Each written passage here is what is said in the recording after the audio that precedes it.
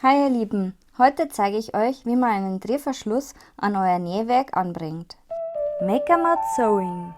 Nähen mit der Maus. Ihr braucht dafür den Drehverschluss mit dem Metallblättchen und die Blende mit Schrauben. Außerdem braucht ihr einen Schraubenzieher, eine Stoffschere und etwas zum Markieren, ein Lineal und euer Nähwerk, wo der Drehverschluss angebracht werden soll. Bei mir ist es eine Tasche. Ich beginne mit der Taschenklappe. Die zwei Klammern markieren mir hier die Mitte, da Schneiderkreide auf dem Kunstleder nicht richtig angeht bzw. sichtbar ist.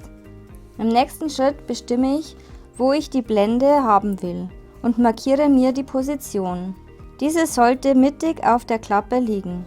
Wie ihr hier seht, ist diese Aussparung breiter als das Loch, das man außen sieht.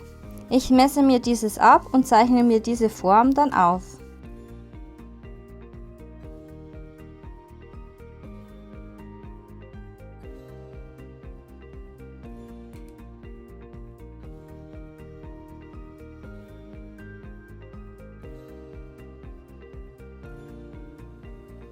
Alternativ könnt ihr euch die Form auch abpausen und ausschneiden und sie übertragen.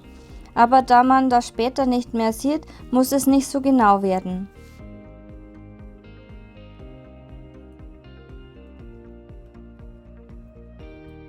Schneidet dann den eingezeichneten Bereich aus.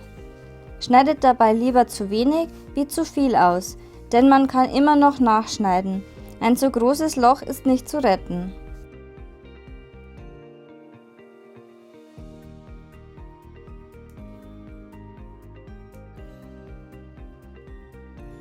Schaut dann, ob eure Blende passt oder ob ihr noch etwas nachschneiden müsst.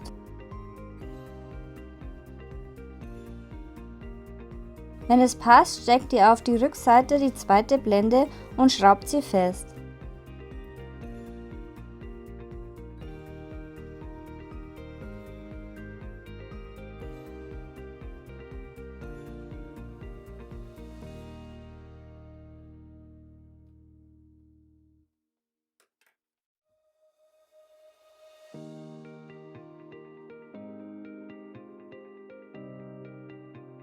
Somit ist der erste Teil eures Drehverschlusses fertig.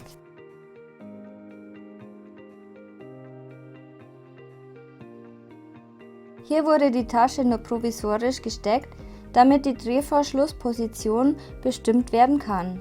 Die Tasche ist in der Wendeöffnung noch offen, damit der Verschluss so angebracht werden kann, dass dieser nur außen sichtbar ist, aber nicht im Tascheninneren. Bestimmt jetzt die Position. Dabei müsst ihr in diesem Beispiel bestimmen, ob die Klappe etwas Abstand hat oder ganz eng nach unten gezogen wird. Mir gefällt es so, deshalb markiere ich mir die beiden Endpunkte der Blende. Dort müssen die Löcher eingeschnitten werden, um den Verschluss durchzustecken. Dann schneide ich die Löcher ein. Achtet dabei darauf, dass ihr nur den Oberstoff erwischt.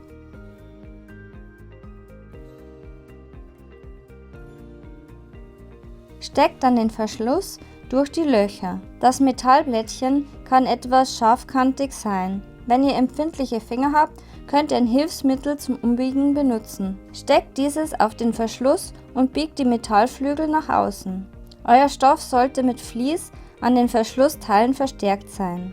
Fertig ist der Verschluss. Wenn euch das Video gefallen hat, freue ich mich über einen Kommentar, ein Abo und ein Like. Und dann sehen wir uns bald wieder. Tschüss!